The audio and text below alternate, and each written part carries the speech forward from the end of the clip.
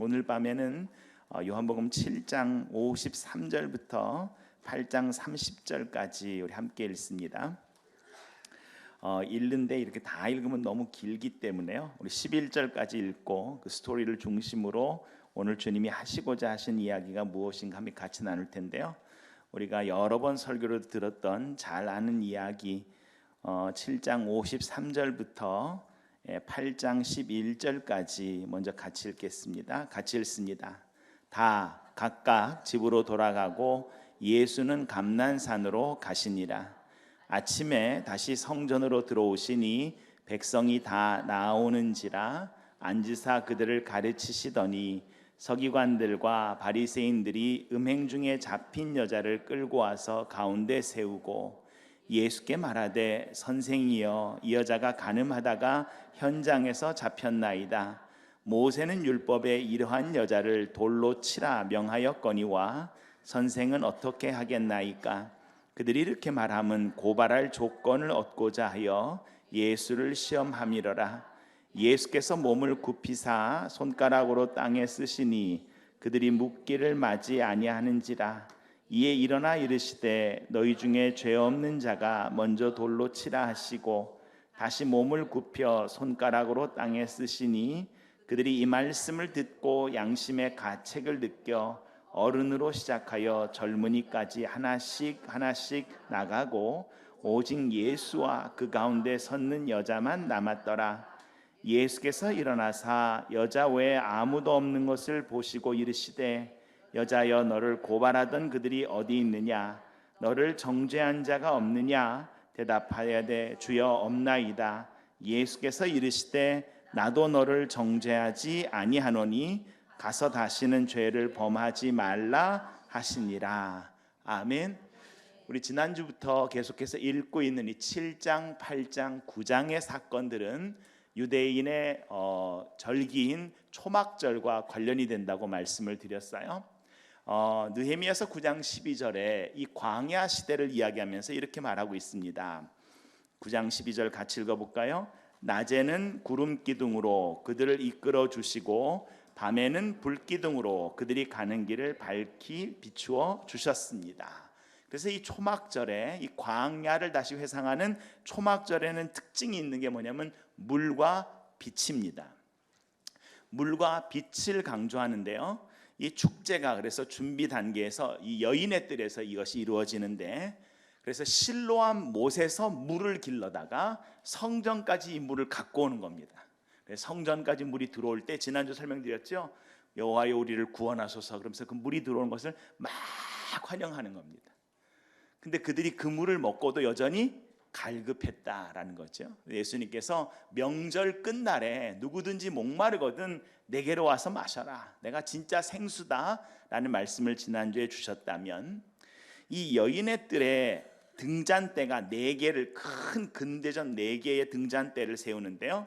그 각각의 등잔대 위에는 또 대접이 4개씩 있어서 16개의 큰 근대접 위에 기름을 붓습니다. 기름을 붓고 거기다가 명절날 마지막 날 불을 붙입니다. 그러면 이 여인의 뜰에서 비치는 그 빛이 확 올라가가지고 그 빛을 멀리서도 봤다 그래요. 상당히 밝았다 그럽니다. 그러면서 하나님께서 우리와 함께 하시고 이 성전이 바로 우리 가운데 빛이 되신다라고 이야기를 해요. 그래서 오늘 본문은 이 빛이 된다는 의미가 뭘까라는 것을 8장에서 다루시고요.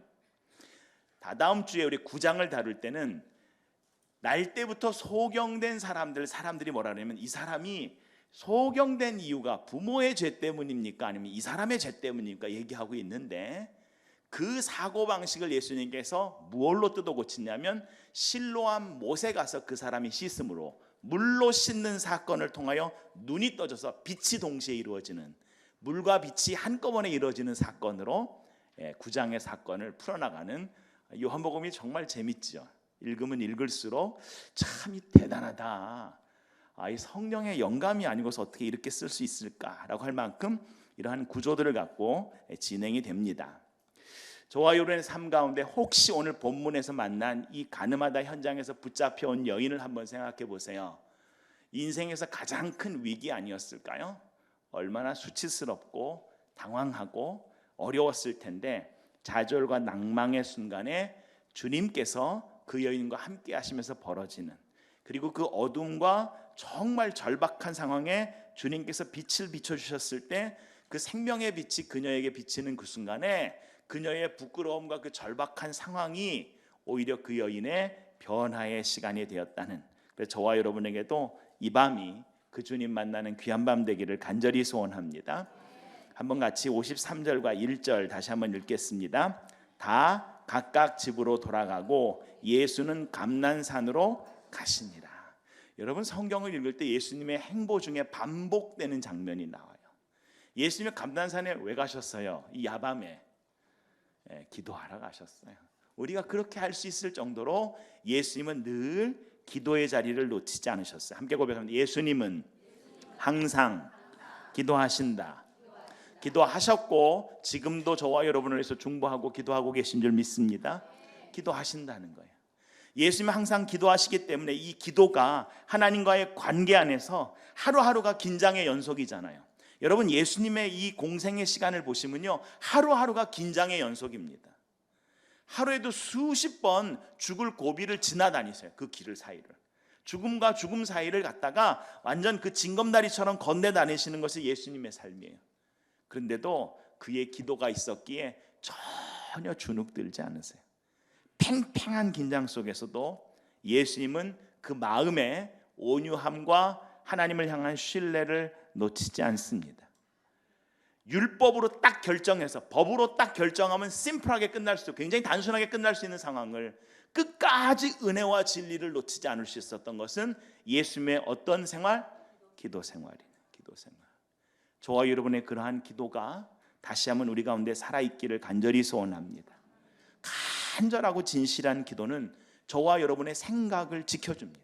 우리의 생각을 하나님의 생각으로 바꿔줍니다. 하나님과 호흡을 하며 소통의 장을 만드는 정말 신비한 방식입니다.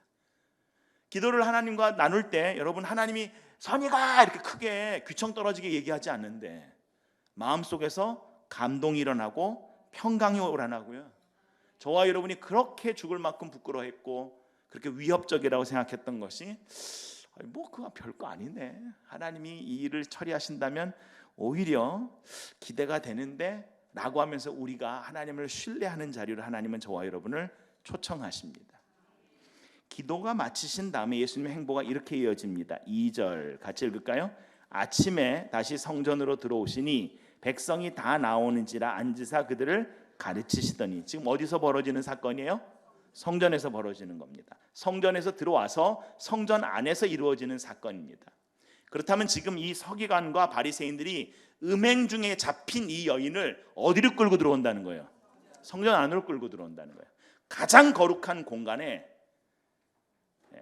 가장 부끄러운 사건을 그대로 들고 들어오는데, 이 거룩과요, 이 죄가 부딪히면 누가 이길까요? 거룩이 이깁니다. 그게 거룩의 능력입니다. 근데 이 바리새인과 서기관들은 거룩한 현장에 이 여인을 왜 끌고 왔어요? 예수님 고발할 조건을 찾으려고요. 지금도 우리가 하나님을 믿는 것이 하나님과의 관계 안에 있지 않고 내 기득권이나 지키려고 그러고 종교인으로 살아가려고 그러면 얼마든지 거룩한 현장을 이렇게 수치의 현장으로 바꿔낼 수 있습니다. 그녀 시대에 가장 율법을 준수한다는 서기관과 바리새인들이 그녀를 끌고 성전 안으로 들어옵니다. 예수님을 함정에 빠뜨리려는 사건으로 다른 것들은 다 치우치고, 그들이 이 여인을 데리고 들어오니까 음행하다 현장에서 잡혔다고요. 여러분, 조금만 상상해 보면 그 당시에 모여있던 사람들이 얼마나 분기탱천했을까. 정말 우리 사회 가운데 도대체 이런 일이 벌어질 수 있는가 라고 하면서 나름대로 도덕적이고 윤리적이고 신앙생활 좀 했다는 사람들은 주위에 수두룩하게 서서 예수님과 이 여인이 어떤 과정으로 이 문제를 풀어가는가를 돌아보기 시작합니다. 사랑하는 성도 여러분, 우리가 살아가면서 우리의 삶에서 가장 부끄럽고 수치스럽다고 생각하고 어쩌면 그 사건이 우리의 삶에서 없었으면 좋겠다는 그 사건들, 하나님께서 허락하실 때는요, 하나님께서는 덮고가자가 아니라 이거 부딪혀서 하나님이 주시는 사유의 용서의 능력과 자유함이, 구원의 기쁨이 무엇인가 누리고 가자라고 우리를 초청하시는 줄 믿습니다. 그래서 이 사건을 우리가 보면서 먼저 요한복음 1장 17절에는 이렇게 말하고 있습니다. 같이 읽을까요? 율법은 모세로 말미암아 주어진 것이요 은혜와 진리는 예수 그리스도로 말미암아 온 것이라. 율법은 누가 줬다고요? 모세를 통해서 왔어요. 근데 예수님은 그 율법을 하나님 안에서 뭐로 바꾸고 계세요? 진리와 은혜로, 은혜와 진리로. 그럼 모세의 율법에는 이 서기관들과 율법학자들이 뭐라고 얘기합니까? 바리새인들이 이 여인을 현장에서 끌고 와가지고 5절에 이렇게 말합니다. 같이 읽을까요?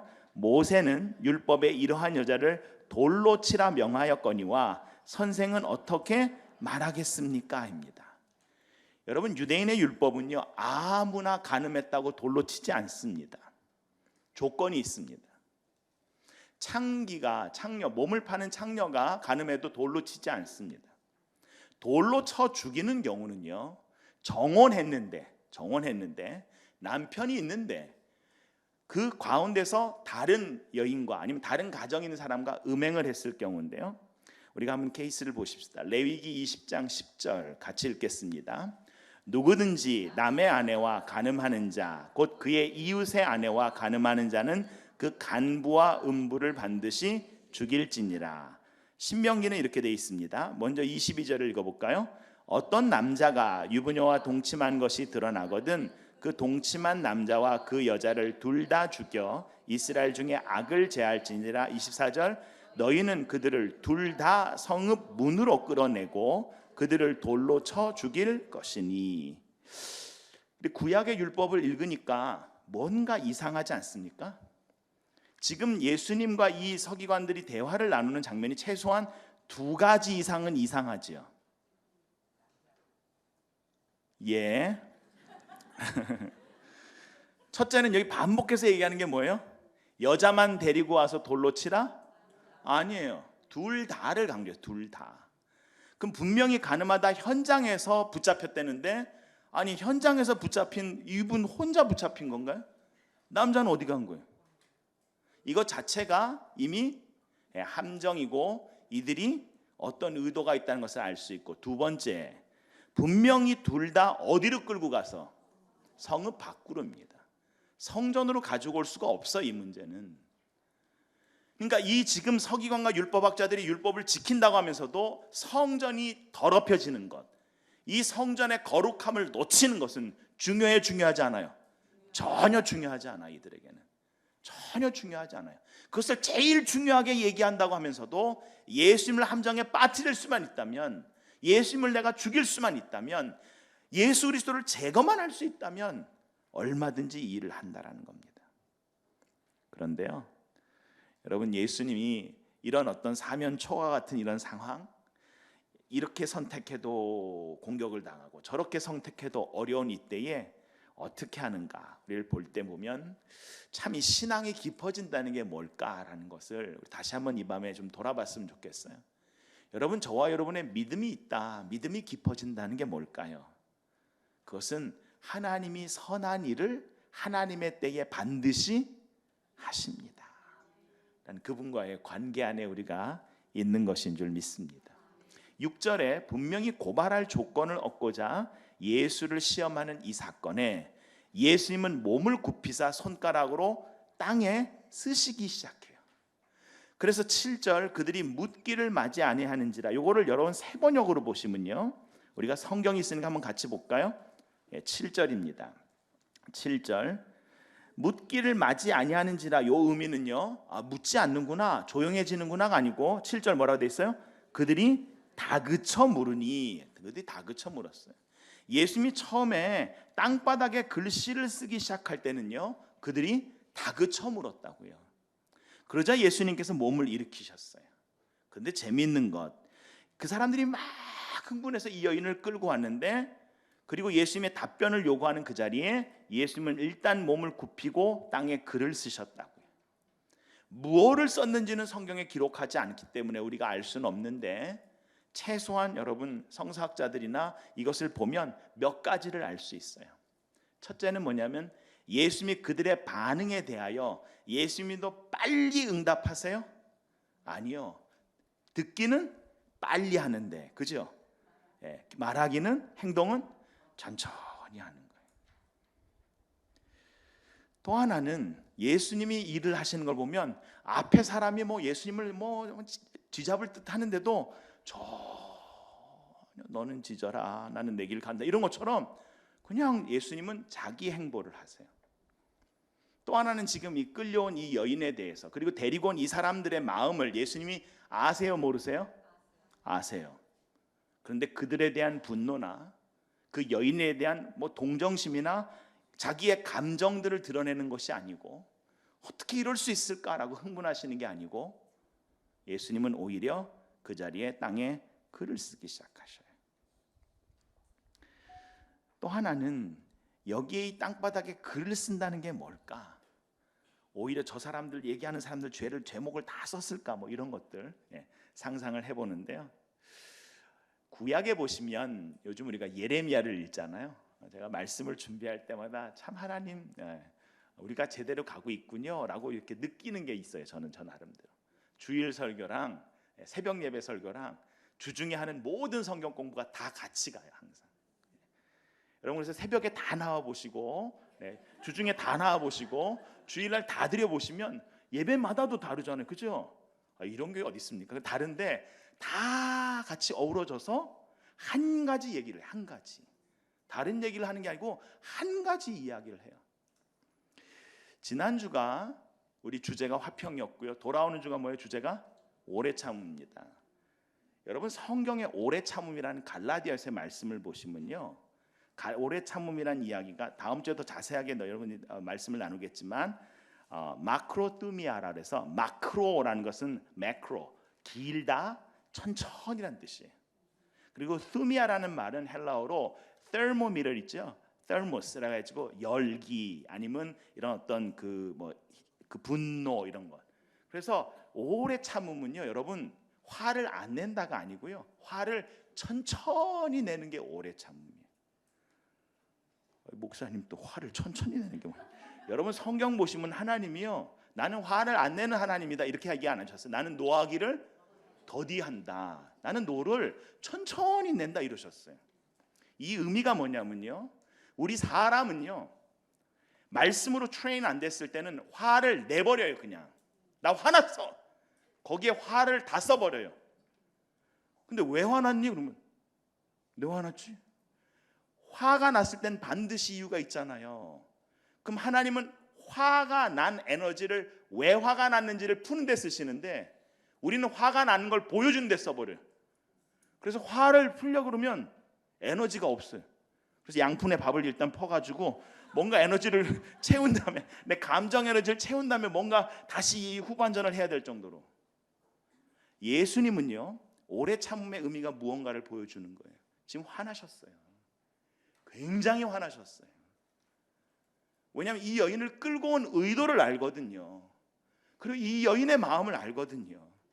너무 마음이 아픈데요, 그걸 화를 내신 게 아니고 그 분노를, 이 여인과 이 상황을 푸는 데 사용하시는 거예요.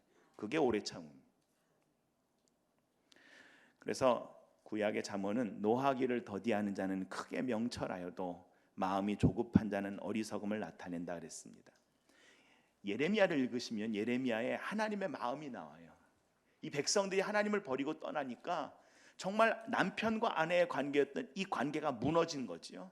그래서 하나님께서 이래서는 안 되겠다. 그래서 그 분노를 어떻게 하냐면, 이제는 내가 너희 가운데 하나님의 영을 부어줘서, 이제는 니들이 아는 머리의 말씀이 아니라 마음의 말씀을 새겨줘서, 이 약속의 말씀으로 하나님이 누구라 이렇다 알게 하는 게 아니라 그냥 다 알게끔 해주겠다라는 새 약속에 대한 약속을 주시는 거예요. 근데 그걸 어떻게 하는가? 마음판에 하나님 어떻게 하신다고요? 써주겠다. 그래서 써주겠다. 그 약속을 써주시겠다. 여러분, 성경을 반복해서 읽으면, 그전에도 말씀드렸습니다, 제가 몇 번 얘기했기 때문에 제 아내가 이렇게 자꾸 테스트 해보지 말라 그러거든요. 네, 무지개가 성경에 몇 번 나온다고 말씀드렸어요? 3번 나온다고 말씀드렸어요. 그죠? 창세기 9장에 비온 후에, 홍수 비온 후에 나오는 무지개, 에스겔 1장 28절에 비가 오는 중에 뜨는 무지개, 무지개가 걸려있는 것을 비가 오는 중에 봐요. 요한계시록 4장과 5장은요 마지막 심판의 비가 내리기 전에 오는 무지개. 그래서 이 하나님의 약속이라는 무지개가 비가 온 후에, 비가 오는 중에, 비가 오기 전에 있다는 것은 하나님의 약속은 항상 있는 것인데 우리는 언제만 볼 수 있어요? 눈에 보일 때만 본다라는 거예요. 그런데 하나님께서 손가락으로 무엇을 하셨다는 장면도 성경에요 4번밖에 안 나와요. 이렇게 땅에 글씨를 손가락으로 쓰셨다고 돼 있잖아요, 그죠? 오늘 본문 다시 돌아갑니다. 좀 전에 읽었지만 6절 다시 한번 읽겠습니다.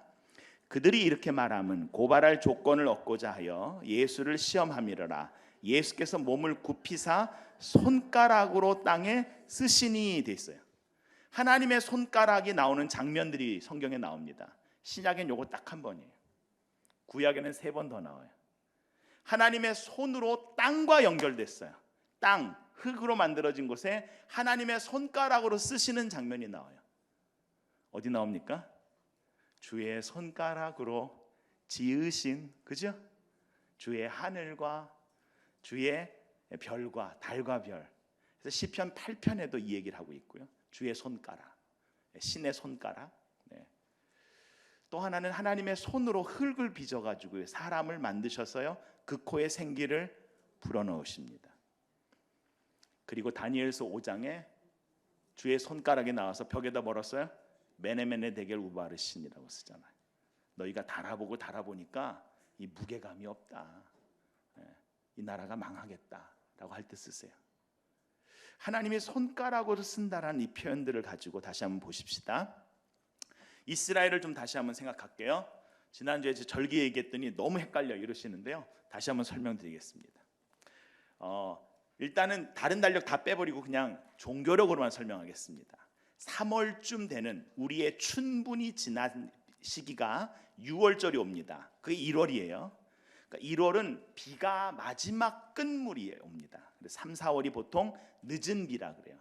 그 이 6월절로부터 비를 먹고 보리가 자라고, 그래서 6월절이 보리추수하는 절기고, 여기 보리추수가 끝나면 밀 씨앗을 심어서 49일이 지나면 77절에 밀을 추수합니다. 그래서 이때는 물이 풍부해요. 근데 77절이 지난 이후부터는요 건기에 들어갑니다. 비가 안 와요. 그리고 10월 달쯤 돼야 이른 비가 옵니다. 그것도 하나님의 은혜가 있어야. 그런데 기가 막힌 거는 장막절이나 초막절 절기를 지낸 다음에 이른 비가 9월 중순부터 오는 경우가 있어요. 그럼 지금 예수님께서 초막절에 땅에 글씨를 썼다는 것은 이 땅은 마른 땅, 젖은 땅, 완전 깡 마른 땅, 그죠? 깡 마른 땅이에요. 마른 땅에다 글씨를 쓰면 글씨가 남아요, 글씨가 지워져요? 글씨가 지워집니다. 근데 왜 이 초막절 행사를 하고 있다고요? 왜 물을 퍼온다고요? 뭐를 기대하니까? 주여 우리에게 비를 주시옵소서. 이 마른 땅에, 이 갈급한 우리의 심령에 주여 우리에게 하나님의 영으로 부어 주시옵소서. 이 기대가 있다는 거예요. 과거의 광야에서 우리를 살리신 하나님, 메시아를 통하여 우리에게 회복될 그 나라를 기대합니다가 이 초막절 안에 있다는 거예요. 근데 지금 그걸 기대하면서 기도한다는 사람들이 지금 성전 안에서 지금 뭐 하고 있는 거예요? 한 여인을 끌고 와가지고 하나님의 아들을 시험하는 데 쓰고 있는 거예요. 종교 지도자들은 기세가 등등합니다. 그런데요, 예레미야 17장을 읽어보시면 예레미야 17장이 만물 중에 부패한 것이 사람의 마음이다라는 얘기를 하면서 17장의 내용 가운데 유대인들의 가증한 우상에 대한 죄를 하나님이 이 손가락이 아니고요 철필로, 왜 철필로 쓰냐면 너희들의 마음이 금강석이 돼서 다이아몬드가 돼서 손가락으로 쓰려니 안 써지더라야. 그래서 내가 철필로 너희 마음에 너희들의 죄를 써줄게 라고 하면서 땅에다가 쓰신 글씨에 대한 얘기를 하는 장면이 나옵니다. 예레미야 17장 12절에서 13절 같이 읽겠습니다. 우리의 성전은 영광스러운 보좌와 같다. 처음부터 높은 산 위에 자리를 잡았다. 주님 이스라엘의 희망은 주님이십니다.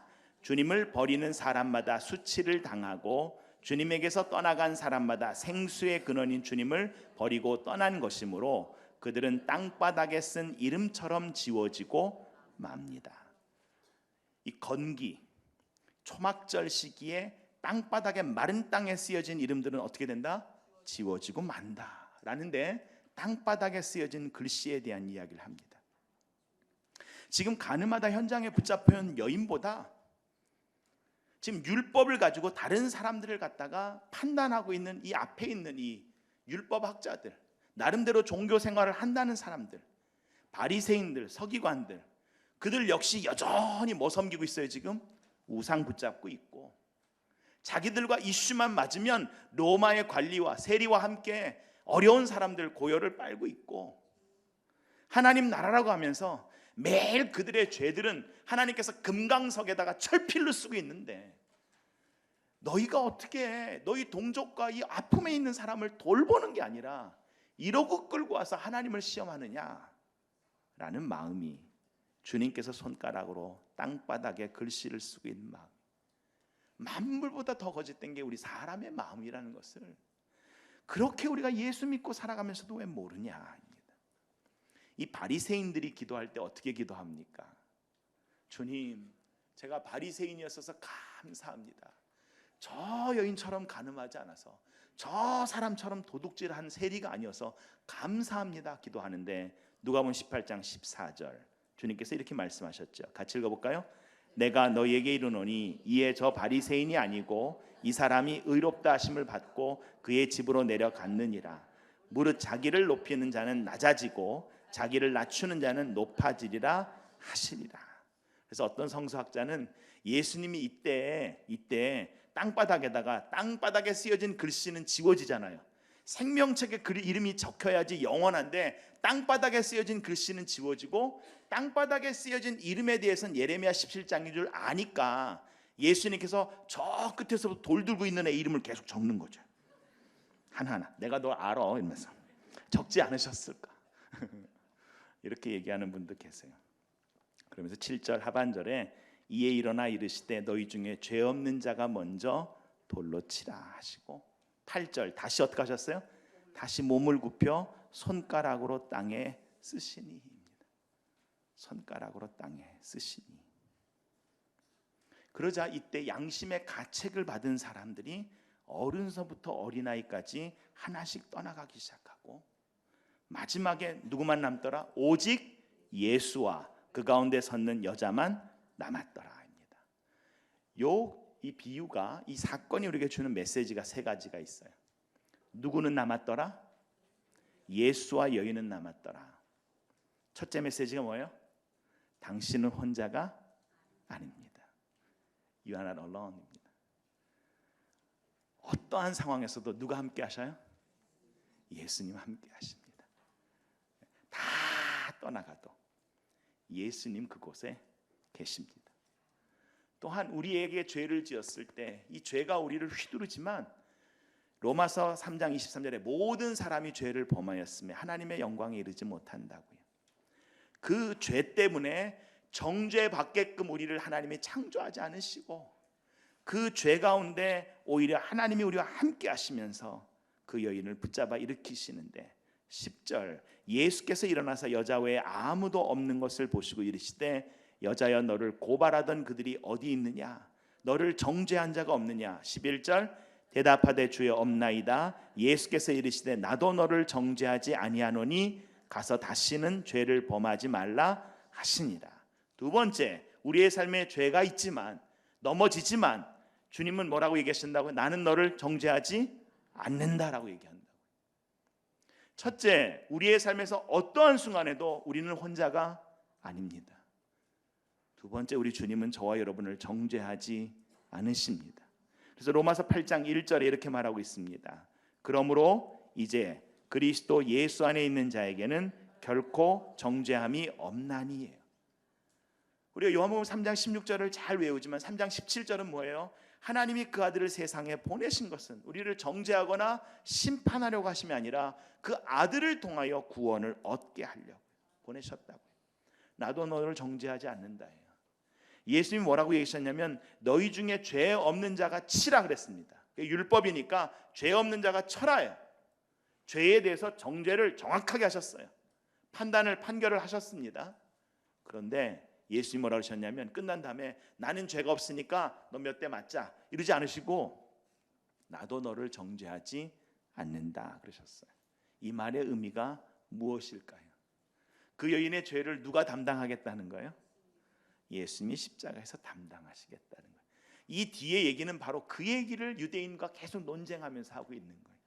이 여인이 정죄를 받지 않는 이유는 이 여인이 죄가 없어서가 아니라 그 죄를 대속한 다른 분이 계시기 때문이고, 그분이 이 여인의 삶에 빛을 비춰주어서 두려움과 절망의 가운데서도 빛이 비춰지니까 충분히 하나님이 나를 어떻게 보호하고 함께 하신다는 걸 깨달아 알기 때문에 주님이 그 여인을 세우신다입니다.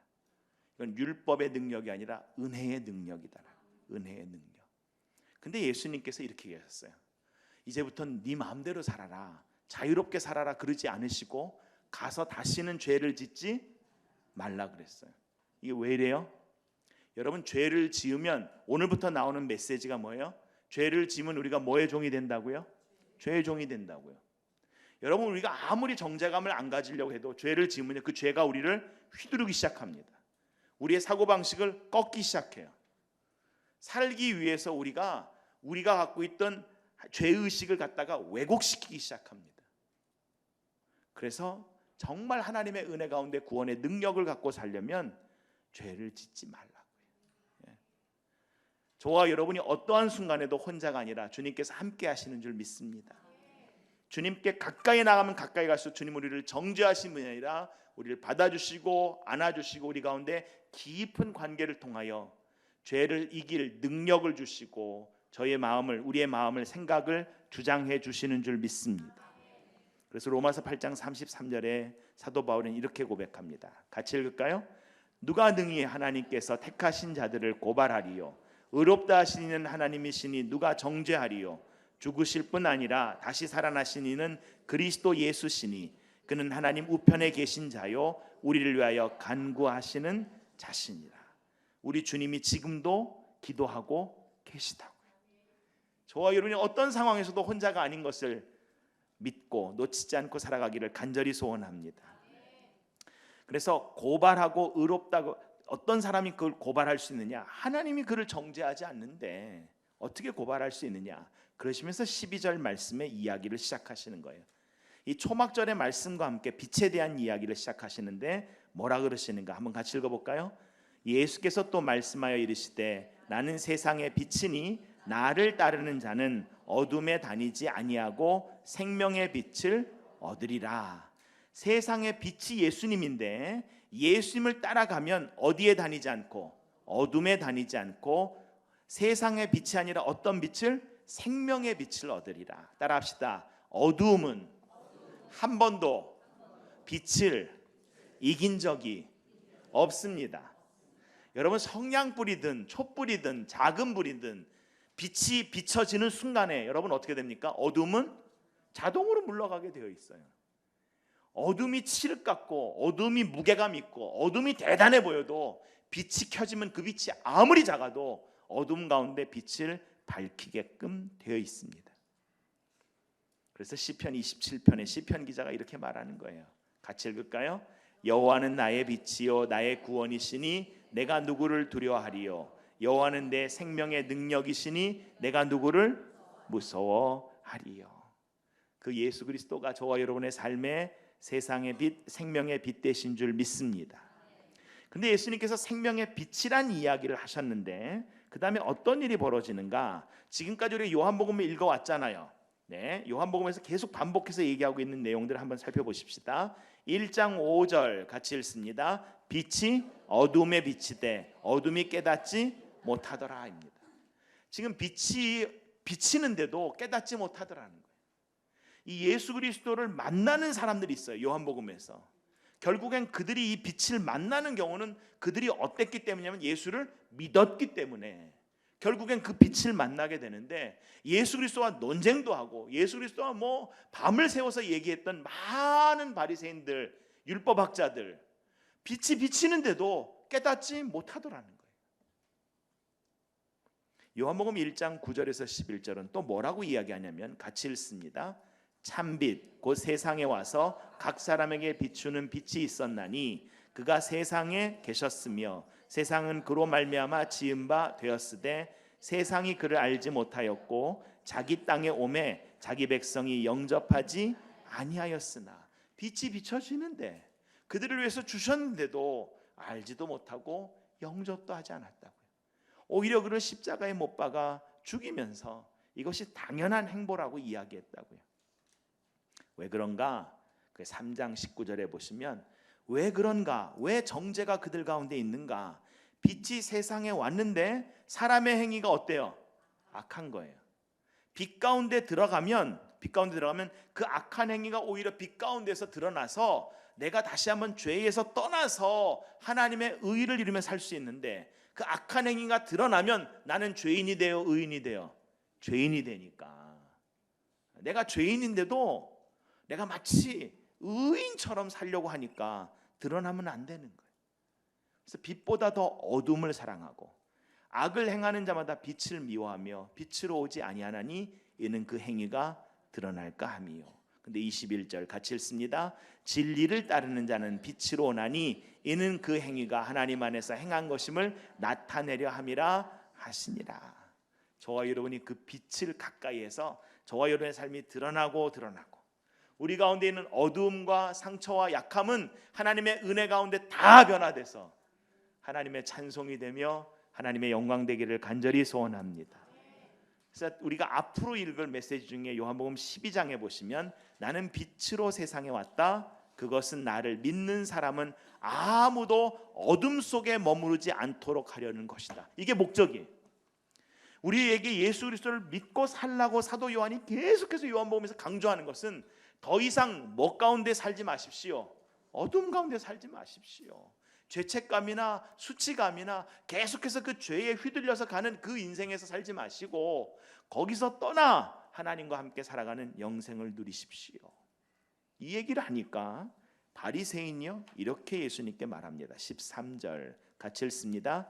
바리새인들이 이르되 내가 너를 위하여 증언하니 내 증언은 참되지 아니하도다 이럽니다. 예수님이 내가 세상의 빛이다 그러셨잖아요. 그죠?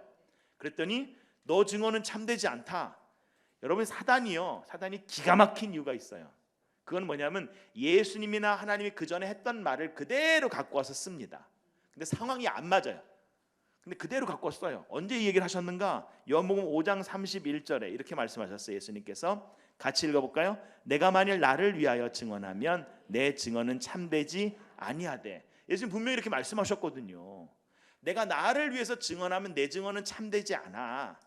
그랬던 분이 나는 세상의 빛이야 증언하셨잖아요 지금. 그죠? 네, 막 넘어오고 계신데 맞아요. 그런데 예수님께서 그럼에도 불구하고 예수님의 증언이 참된 이유를 이제 설명하세요. 첫 번째 이유 같이 보십시다. 14절 같이 읽겠습니다. 14절 예수께서 대답하여 이르시되 내가 나를 위하여 증언하여도 내 증언이 참되니 나는 내가 어디서 오며 어디로 가는 것을 알거니와 너희는 내가 어디서 오며 어디로 가는 것을 알지 못하느니라. 첫째, 예수님 증언이 왜 참되냐? 예수님은 지금 뭘 알고 계세요? 어디로 가는 줄 안다는 거예요. 예수님은 지금 가는 방향을 알고 있다는 거예요. 저와 여러분은 가는 방향을 알고 계신가요? 아멘. 네. 우리가 어디로 가지 갑자기 헷갈려 하시는 분들이 계신데요. 네, 알고 계신 예수 붙잡고 가면 잘 가고 있는 거예요. 걱정하지 마십시오. 예수님이 그 방향을 알고 계신다는 거예요. 여러분 다른 나라에 갔을 때 여러분 어떻게 그 가이드를 철떡같이 믿고 쫓아다닙니까? 그 가이드 믿는 만큼 예수님 믿으시면 됩니다.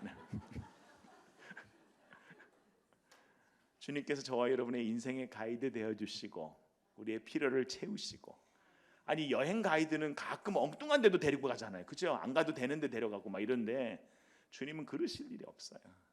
그 주님 우리의 삶에서 맞습니다. 주님께서 가시는 방향을 아니까 내가 주님을 신뢰합니다. 두 번째는 15절 뭐라고 얘기하세요?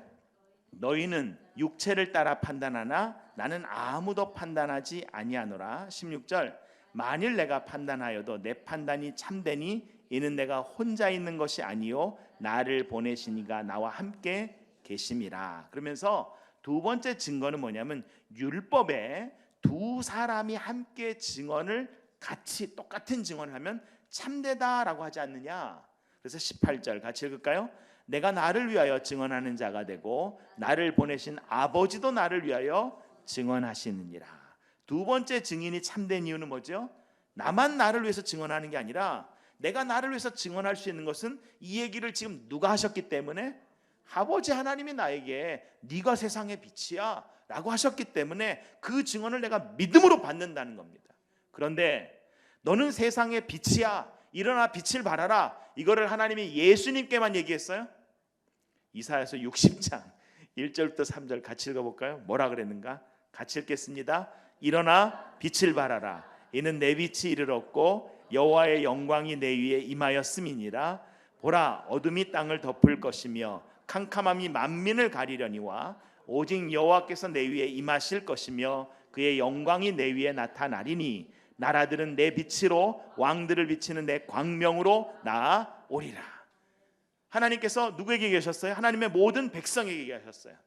근데 또 헷갈려 하니까 예수님께서 마태복음 5장에 또 뭐라 그랬어요? 너희는 세상의 소금이요 세상의 빛이라 그러셨어요. 그리스도를 마음에 품고 그의 은혜 안에 사는 저와 여러분이 각자가 이 시대에 그리스도의 빛을 비추어내는 하나님의 빛의 사람들 되는 줄 믿습니다. 그래서 이 얘기를 하고 요한복음 5장 37절에 또 나를 보내신 아버지께서 친히 나를 위하여 증언하셨느니라. 예수님이 지금 같은 얘기를 계속 반복하시는 거예요. 예수님이 자기를 증언하는 것 같지만 실제로는 누구의 이야기를 예수님이 다시 얘기하신 거라고요? 아버지의 이야기를 하고 있는 것이며, 내가 빛이다 라는 이 얘기도 결국에는 구약 안에 있는 말씀을 그대로 갖고 와서 얘기하고 있는데, 네가 무슨 빛이야 이런다는 거예요. 아, 너도 빛이야. 그러니까 난 아니야 이러고 있다는 거죠. 그래서 19절에 유대인들과 이런 논쟁이 붙어요. 같이 읽을까요? 19절. 이에 그들이 묻되 내 아버지가 어디 있느냐? 예수께서 대답하시되 너희는 나를 알지 못하고 내 아버지도 알지 못하는도다. 나를 알았더라면 내 아버지도 알았으리라. 20절. 이 말씀은 성전에서 가르치실 때에 헌금함 앞에서 하셨으나 잡는 사람이 없으니 이는 그의 때가 아직 이르지 아니하였음이로라. 저와 여러분이 말씀을 가까이 하면 가까이일수록 누구를 저와 여러분이 알아가요? 하나님 아버지를, 예수 그리스도를. 저와 여러분의 마음 가운데 예수 그리스도가 믿어지면요, 그거 하나님의 은혜입니다. 그 하나님의 은혜로 저와 여러분을 부어주신 거예요. 근데 그 믿음이 하나님의 말씀이 우리 가운데 살아있어서 진짜 그 하나님과의 인격적인 관계와 정말 그 관계성 안에서 저와 여러분의 믿음이 점점 깊어질 수 있기를 간절히 소원합니다. 우리가 요한복음 1장에서 본래 하나님을 본 사람이 없으되 아버지 품속에 있는 독생하신 하나님이 나타내셨다 그랬어요. 이것을 믿었던 미가가 원수들에 의해서 많은 사람들에 의해서 까불렸거든요. 미카라는 말이, 미라는 말이 누구? 야, 여호와와 같은 이 누구냐? 라는 미가가 계속해서 그 시대의 예언자가 고통을 당할 때 미가가 7장 8절에 이런 고백을 합니다. 같이 읽어볼까요? 내 원수야, 내가 당하는 고난을 보고서 미리 흐뭇해하지 말아라. 나는 넘어져도 다시 일어난다. 지금은 어둠 속에 있지만 주님께서 곧 나의 빛이 되신다. 아멘. 이 당당함이, 이 여유가, 이 하나님에 대한 신뢰가 있었다라는 거예요. 그 믿음이 저와 여러분에게 정말 깊은 주를 향한 고백이 되기를 간절히 소원합니다. 그러면서 21절로 가면서 예수님이 다시 한번 아까 이야기한 것을 강조합니다. 아까 12절에 이렇게 얘기했죠. 12절 다시 한번 읽습니다. 예수께서 또 말씀하여 이르시되 나는 세상의 빛이니 나를 따르는 자는 어둠에 다니지 아니하고 생명의 빛을 얻으리라. 세상의 빛이신 예수님이 따랐어요. 예수님은 세상의 빛이요 생명의 빛이십니다. 21절부터는 이 생명의 빛의 의미가 무엇인가를 이야기하자는 거예요. 세상의 빛이신데 이 빛을 비춰준 이유가 뭐냐면 21절 같이 읽을까요? 다시 이르시되 내가 가리니 너희가 나를 찾다가 너희 죄 가운데서 죽겠고 내가 가는 곳에는 너희가 오지 못하리라 입니다. 예수님이 지금 가는 길이 있어요. 진리를 우리에게 가르쳐 주시면서 빛이 되어주신 그분이 지금 가는 길이 어디로 가고 있어요? 십자가의 희생을 통하여 부활로 나아가고 계세요. 그래서 우리에게 그 부활의 능력을 주시고 십자가 속에서 우리에게 있는 모든 죄를 대속하고자 그 길을 가시는 거예요. 그 길을 마치신 다음에는 예수님께서 아버지께로 가실 거예요. 근데 예수 그리스도를 인정하지 않는 이 수많은 서기관과 바리새인들은 그 길을 갈 수 있다 없다? 그 길을 못 간다라는 거예요. 그렇다면 이 요한복음을 읽고 있는 예수 그리스도를 믿는 사람들은 길이요 진리요 생명이신 그 길을 간다 못 간다? 간다라는 거예요. 간다.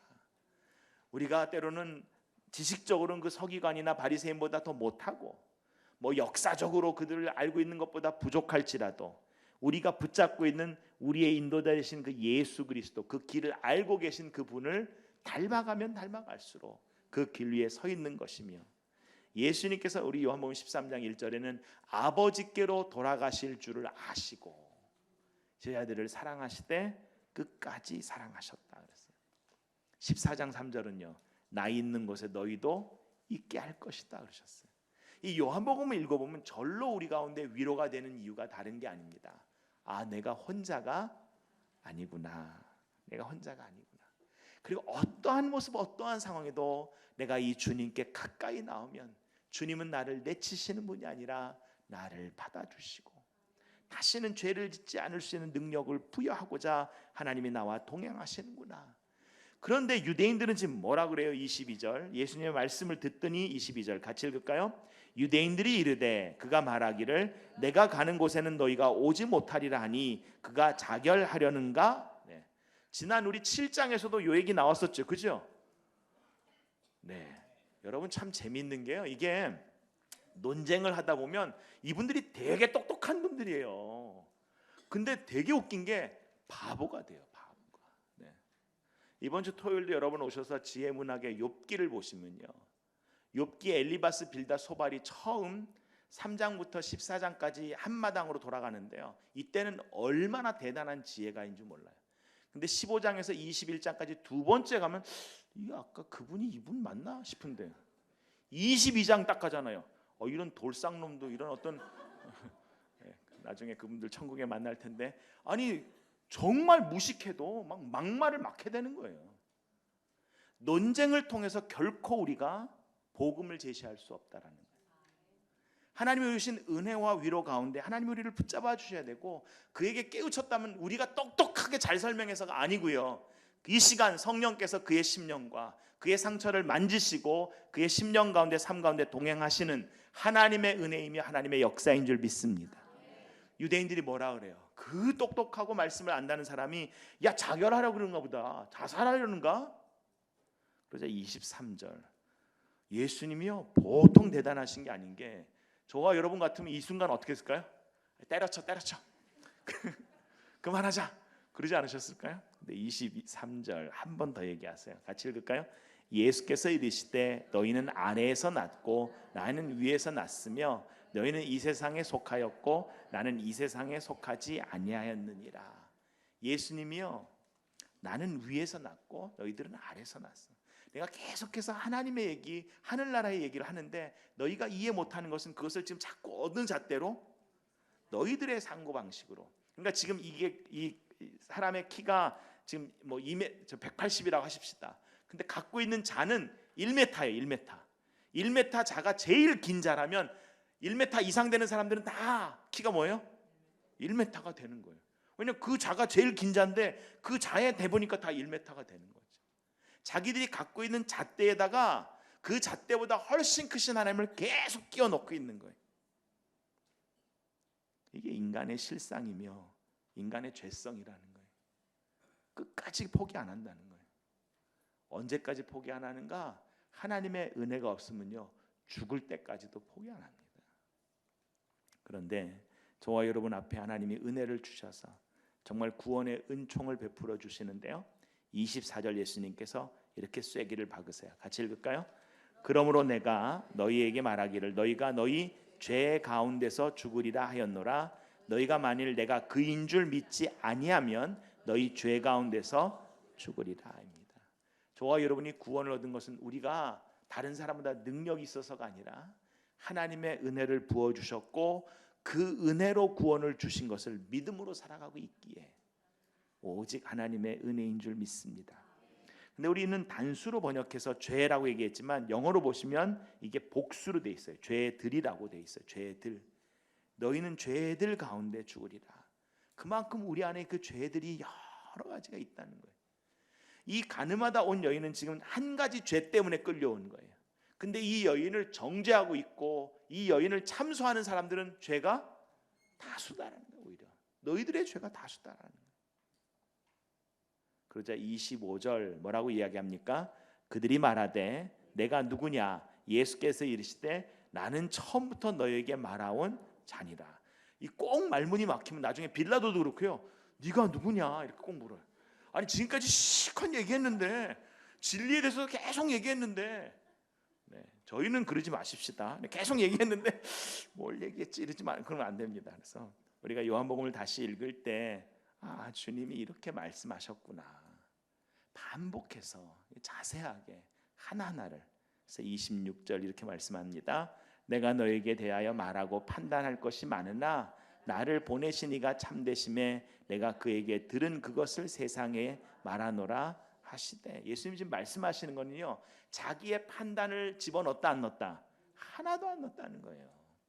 예수님 판단하지 않으신다는 거예요. 하나님 주신 그대로만 지금 계속 얘기하고 있다는 거예요. 어떻게 이르실 수 있어요? 아까 처음에 예수님 뭐 하셨다? 기도의 자리를 놓치지 않았기 때문에. 여러분 기도에 그런 능력이 있습니다. 저와 여러분의 마음이 생명의 근원이거든요. 근데 이 마음을 얼마나 쉽게 놓치는지 몰라요. 근데 기도는 그 생명의 근원인 마음을 붙잡게 합니다. 수많은 말들 가운데서도 그 말들이요 다 이 안에 있고, 뭘 보면 알 수 있냐면요, 여러분 바다에서 고기를 잡으면 그 고기가 그 바다에 소금물 있는 데서 자랐잖아요, 그죠? 근데 그 고기를 갖다 여러분 회쳐 드실 때 왜 간장에 찍어 드십니까? 이미 짠물에서 계속 놀았는데. 살아있는 동안에는 그 짠물이 이 고기의 살에 영향을 미쳐요, 안 미쳐요? 안 미쳐요. 삼투압 있어서 들어가야 되는데 하나도 영향을 안 미쳐요. 근데 왜 안동 간고등은 그렇게 짭니까? 돌아가셨잖아요, 그분이. 그죠? 저와 여러분이 살아있느냐? 영향 안 미칩니다. 예수 안에 살아있는 순간 성령께서 우리를 붙잡아 주시는데, 순간 우리의 욕심이, 우리의 생각이, 육체가 나와서 죽은 생각, 순간적인 생각하면요 냄새가 난다고요. 영향을 받는다고요. 저와 여러분이 살아있는 육체가 얼마나 현실적이고 살아있는지요, 살아가면서 이것이 반복되는데, 요한복음 1장 1절 처음부터 뭐라 그러셨어요? 태초에 말씀이 계시니라. 이 말씀이 하나님과 함께 계셨으니 이 말씀은 곧 하나님이시니라. 그래서 세상에 이야기하는 이 얘기가 다 하나님의 얘기를 하는 거야. 그런데도 27절, 오늘 본문 27절 같이 읽을까요? 그들은 아버지를 가리켜 말씀하신 줄을 깨닫지 못하더라. 하나님의 말씀을 계속 얘기하고 있는데도, 그들이 그 말씀을 그렇게 연구했는데도 그 얘기를 하고 있다는 것 자체가 깨닫지 못하더라. 그래서 28절 같이 읽습니다. 이에 예수께서 이르시되 너희가 인자를 든 후에 내가 그인 줄 알고 또 내가 스스로 아무것도 하지 아니하고 오직 아버지께서 가르치신 대로 이런 것을 말하는 줄도 알리라. 여기서 예수님께서 딱 얘기하신 거예요. 뭐 어떨 때 알게 된다? 십자가에 못 박히는 순간에 니들이 깨닫게 될 거야. 그러니까 예수님이 지금 가는 길을 알고 계세요, 몰라요? 알고 있어요. 이 가늠하다 현장에 붙잡혀온 여인, 그 여인을 정말 참소하면서 그 자리에서 혈기등등한 그 종교 지도자들, 그 한 명 한 명의 모든 죄를 지금 주님이 가지고 인자가 들릴 때에, 내가 십자가에 죽었을 때에, 그리고 십자가의 부활의 능력이 드러날 때에 하나님이 이 일을 하셨구나, 그때서야 깨닫게 될 거라고. 주님께서 그래서 그 마지막 순간까지, 마지막 십자가에서 숨이 돌아가실 때까지 계속해서 하나님의 말씀을 이루시는 일을 그치지 않으세요. 29절 같이 읽을까요? 나를 보내신 이가 나와 함께 하시도다.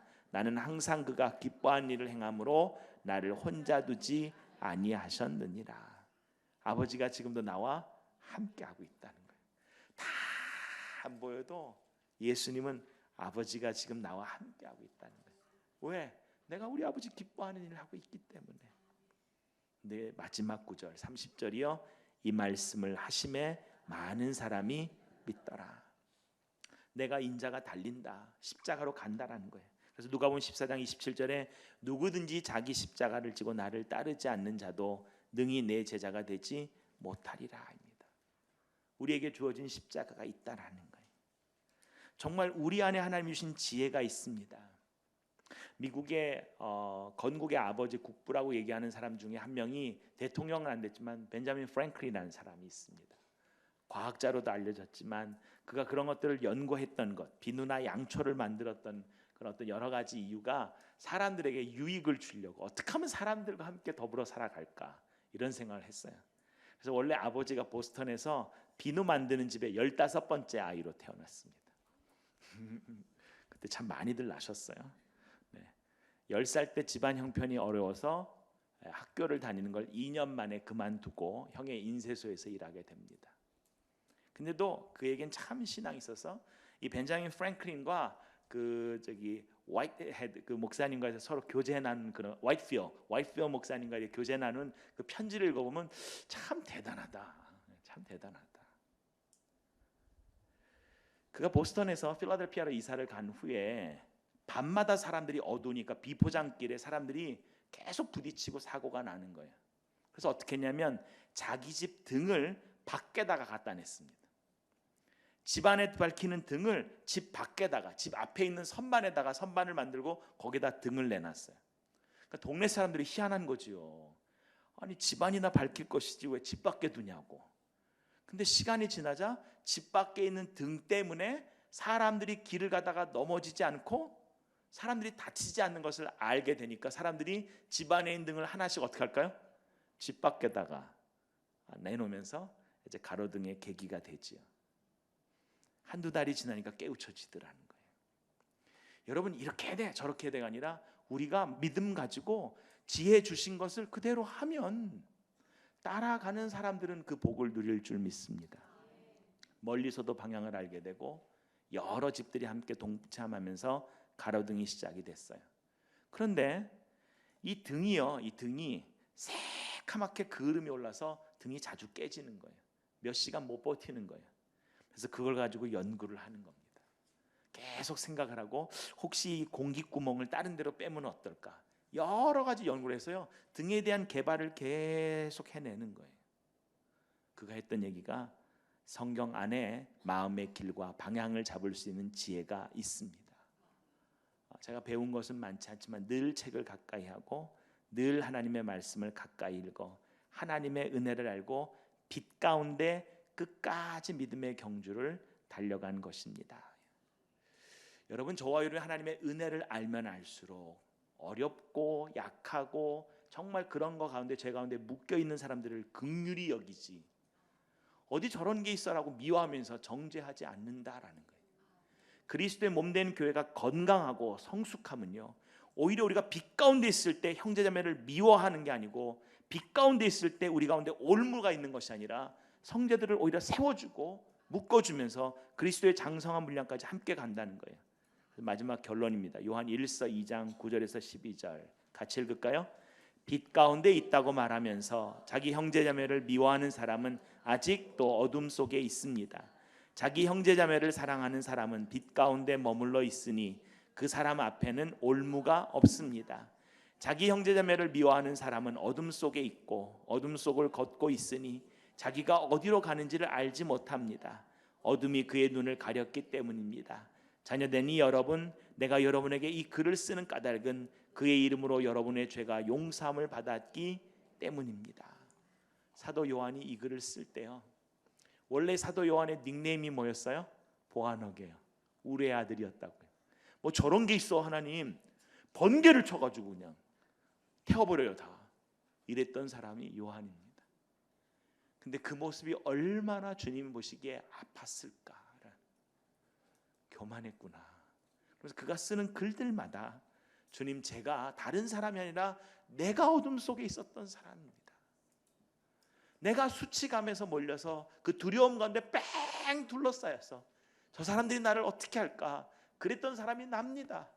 그 순간에 끝까지 나와 함께 하셨던 분이 주님인데 나는 마치 주님 자리에서 내가 뭔가 대단한 것처럼 그러니까 나를 주님께서 쓰신다고 착각했는데 아닙니다. 그 자리까지 주님과 동행할 수 있었던 것도 주님의 은혜인 것을 고백하며 내가 주님 사랑 안에 삽니다 라는 것입니다. 그 빛이 우리 가운데 회복이 되며 그 빛이 우리 가운데 비춰지기를 간절히 소원합니다. 이 시간 우리 말씀을 붙잡고 함께 기도하면서 나가기를 원합니다.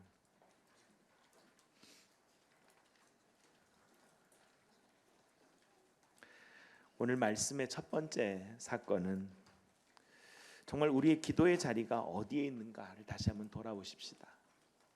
분명히 하나님은 교회 공동체에게 기도의 능력을 주신 줄 믿습니다. 저와 여러분의 기도가 더 깊어지며 하나님의 함께 하심을 놓치지 않는 기도의 자리가 되기를 원합니다. 하나님, 우리가 기도에 게으르지 않게 하여 주시옵소서. 하고 싶을 때 하고 안 해도 될 때는 안 하는 그게 아니라 늘 우리의 삶의 기도의 자리가 정말 거룩한 습관이 되기를 간절히 소원하오니 주여, 우리 공동체의 정말 모든 사람들이 또 우리 교회 공동체의 리더들이 정말 깨어 기도하면서 주님 앞에서 정말 항상 그 마음을 놓치지 않아 빛 대신 주님과 동행하는 거룩한 삶, 정말 빛 대신 주님과 동행하기에 주님의 인도하심을 받는 그러한 삶, 그리고 지금 여러 가지 어려움 가운데 있는 하나님의 사람들이 있는데 그들도 기도하기에 실망하는 것이 아니라 오히려 하나님이 하실 일을 기대하는 삶, 하나님 역사하시고 기름 부어 주시옵소서. 우리 가운데 기도가 회복이 되며 기도의 자리가 회복이 되며 기도의 자리들이 채워지며 하나님 주님이 항상 기도하셨듯이 우리도 주님과 그 호흡의 자리를 놓치지 않고 살아가게 주님 역사하여 주시옵소서. 주님 저를 붙잡아 주시옵소서. 이 시간 간절히 고백하며 함께 기도하며 나갑니다. 같이 기도합니다.